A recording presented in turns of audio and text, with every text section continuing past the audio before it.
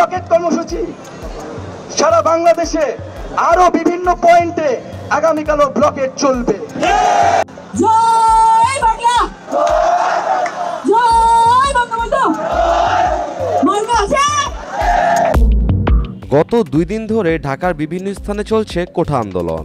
মুক্তিযোদ্ধা কোঠা বাদ দেওয়ার জন্য শিক্ষার্থীদের সাথে এবার রাস্তায় নামলেন অপু বিশ্বাস।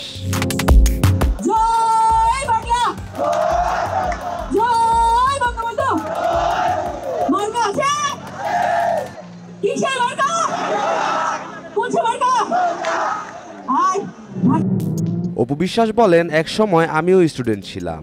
আমি জানি আমাদের দেশের ছাত্র সমাজ সবসময় ভালো কাজ করে।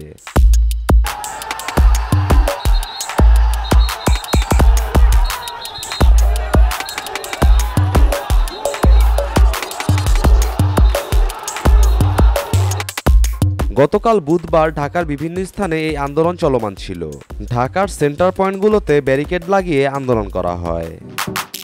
আমরা আজকে শাহবাগ থেকে কারওয়ান বাজার পর্যন্ত দিয়েছি, আমরা আগামীকাল কিন্তু ফার্ম গেট পার হয়ে যাব। আন্দোলনের ফলে সাধারণ মানুষের চলাচল বন্ধ হয়ে যায়।